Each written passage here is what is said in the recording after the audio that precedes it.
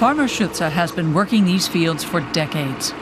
He grows wheat, rapeseed and rye near Jüterbog in the state of Brandenburg. Much of the 260 hectares he farms is leased.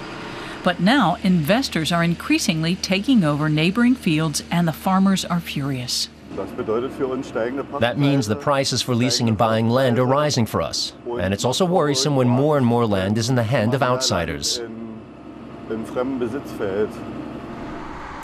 Investors are increasingly expanding into Farmer Schütze's area. Here, it's a company that actually makes furniture, but the business now owns farmland the size of a large city. In Brandenburg alone, investors now own tens of thousands of hectares of farmland, according to Reinhard Jung. For the managing director of the state's Farmers Association, it's a threat to their means of making a living.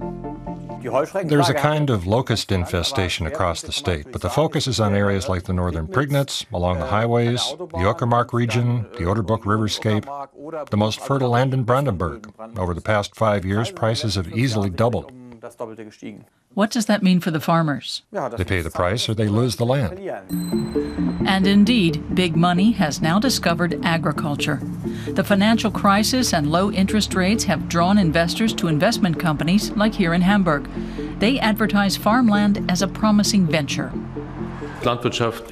Agriculture is an attractive prospect for investors. From the point of view of an investor, it represents a class of asset in a portfolio from which one can expect a great deal of stability. To be sure, it doesn't provide the highest dividends, but it does represent a secure long-term investment. Large-scale investment is underway in eastern Germany in particular. And it was the East German socialists, of all people, who laid the groundwork for the current boom in capitalist investment there. By expropriating the farmers and large landowners, the East German leadership created massive tracts of land for agricultural cooperatives, which employed tens of thousands of farmers. After German unification in 1990, the federal government took over the land. It offered it for sale, but only a few local farmers took advantage. Many of them were driven out by the old agricultural cadres. So enormous tracts of land are still in the hands of former East German leaders.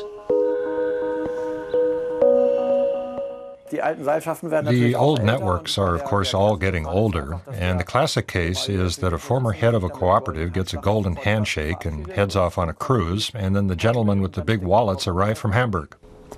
And, says Farmer Schütze, the new bosses are only interested in profits. The result is that on Brandenburg's fields, it's no longer about growing food.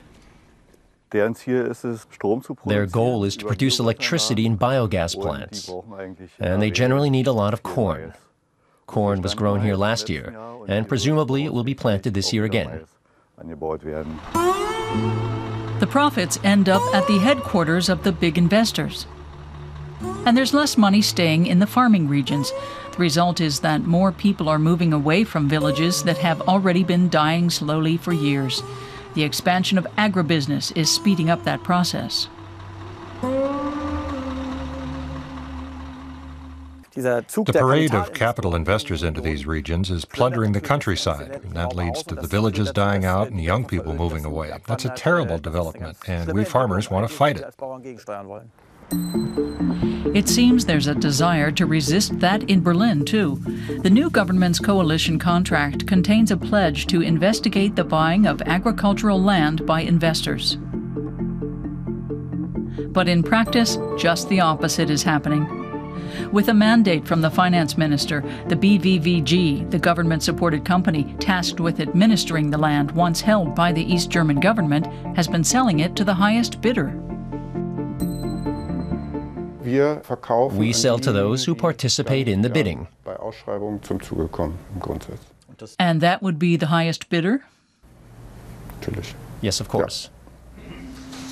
The CDU's agriculture expert doesn't agree with the long-standing practices of the finance minister. The point of it was revenue, getting the highest possible revenue for the Treasury. That was the assignment. I've spoken with many in the BVVG who were very unhappy about the pressure put on them by the finance ministry. So the prices for farmland continued to rise, no problem for financially strong capital investors. In addition, the European Union adds up to 300 euros per hectare annually. That can add up to another couple of million more with large tracts, much to the joy of the investors. With urban real estate investment, there's already definite talk about a bubble. That means that there aren't enough investment possibilities in relation to the money that's there and looking for a place to invest. That's different in agriculture, so we believe that we offer an interesting alternative, which could remain interesting for the next few years. But those next few years are a cause for concern for farmer Schütze. His family has been farming here since medieval times. But if things continue as they are now, his generation could be the last.